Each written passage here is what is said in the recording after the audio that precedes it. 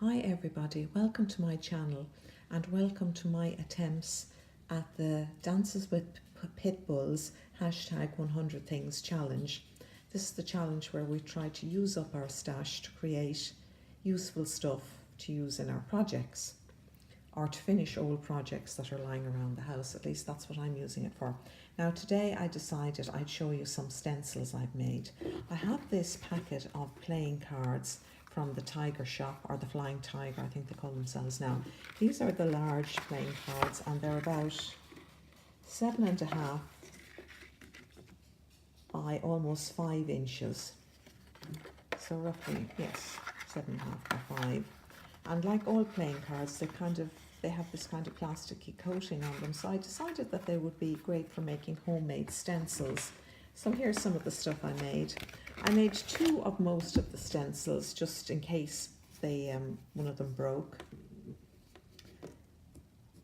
So that's the first one. 2 of that. I think that's a Tonic Studios die. Can't be 100% certain. This is from one of the dies designed by Christina Griffith's Card Making Magic.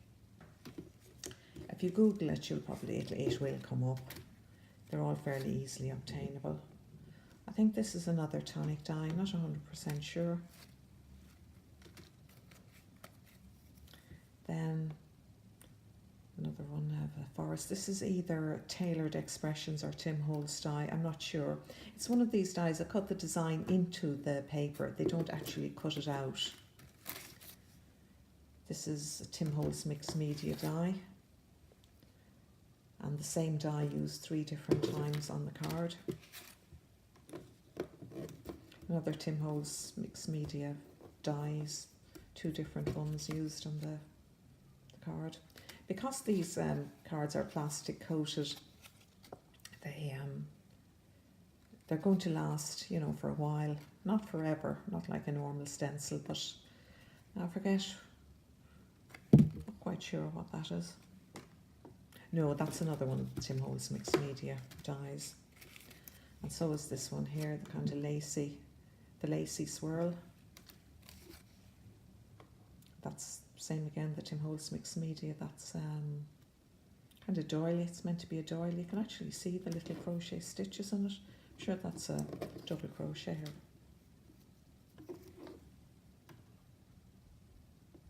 I think that's a Cheery Lynn die.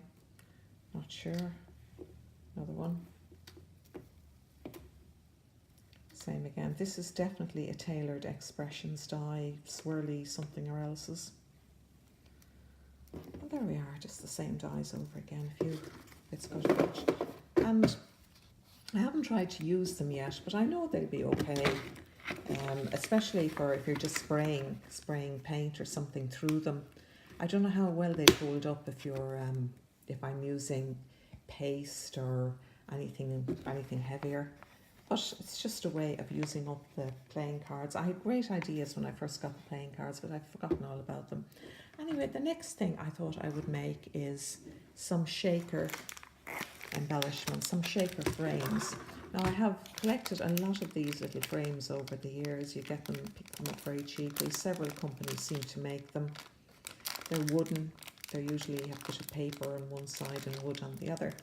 So I came up with the idea of making shaker frames with them.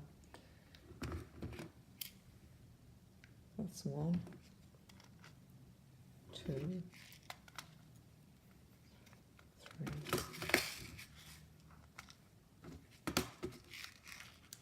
Yes, it is pink. Sorry to shock you. I did 2 pink ones. Now I could put more decorations on them, but I've decided to leave them fairly plain until I decide which project I'm putting them on. They'd be great for, obviously on cards, but also for decorating box lids or, the front of a journal. Loads of little, there's loads of places you could put them. And they do move around quite well. I've added beads along with the sequins. I find that the beads help to break up the sequins and make everything move around better, at least that's my theory. Now I have added a few flowers to this one, But there again, I'll wait until I see which projects they're being used on before putting more decoration on them, because I don't want to, you know, have them too specific. You know, if I put purple flowers, I mean, I can't put them on, say, a pink project or a blue project or something like that. And there, just to give you a close-up, different sequins, and I've used the background is just a bit of scrap paper that was an off-cut of paper put onto a bit of card, and I use 2 or 3 frames for each one.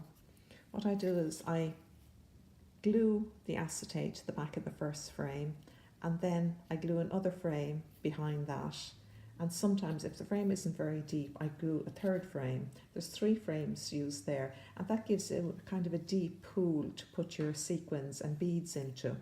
And then I get a bit of nice paper like this one here from the scraps box, and glue it onto a piece of sturdy card and cover the back. It doesn't look very professional there, but it'll be hidden depending on the it will be hidden. There's no way you'll see the back of that again. And I put glue all around just to stop it, keep it firm, and to stop the sequins and the beads escaping.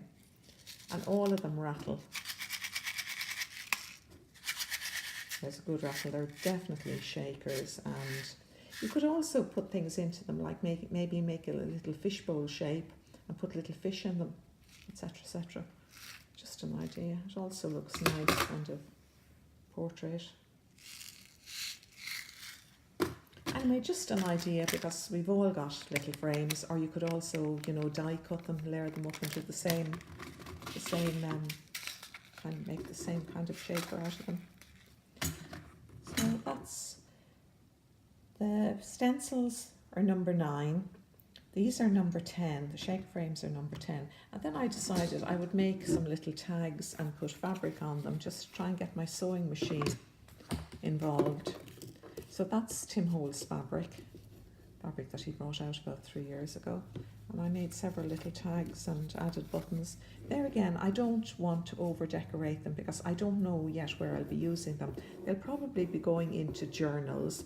Now I might add a word to them later on when I discover where they're going, but they're there and they're made up, and they used up a lot of the little bits of card and paper that I had in, you know, my bits box.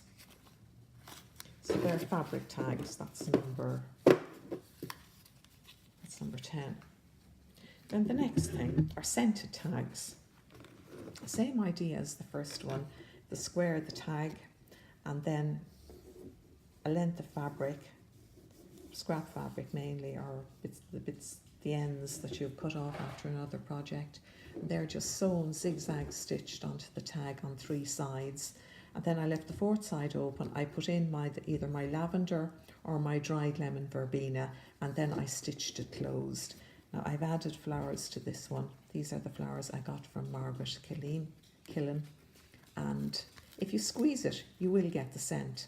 And the idea is to use them in journals, and as somebody pulls them in and out of the journal, they'll get slightly squashed, and the scent will be released. There again, I haven't put that much more decoration or embellishments on them, because I don't know what style of journal or what I'll be using them on.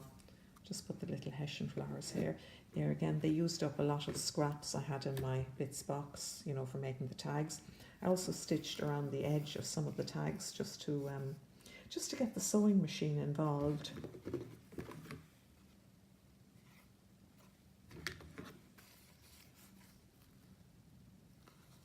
So that's, how many is that? That's 1, 2, 3, 4. That's 7 of these as well. And as I said, some of them have lavender in here, and others have dried lemon verbena, and it's all herbs I grow myself and I dry. Yep, get a nice little. And I've frayed the edges of the fabric as well, to give everything a kind of a sort of a tattered, grungy, sort of thrown together effect.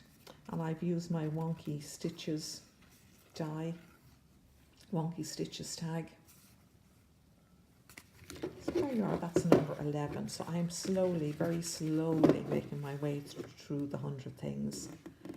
And if you'd like to go over and support the other ladies who are taking part in this attempt at the 100 things, I'm sure they'll probably get on much better than me.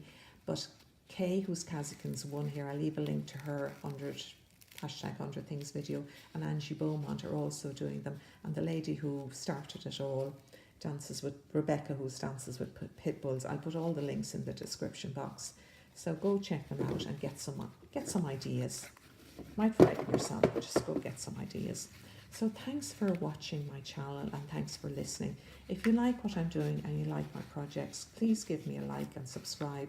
It can feel very lonely here talking to oneself in the kitchen and only the dogs listening. I know I haven't answered a lot of the comments on my past 3 or 4 videos. I'm just kind of busy at the moment because we got a polytunnel for the garden. So I'm working on more gardening stuff than crafting stuff.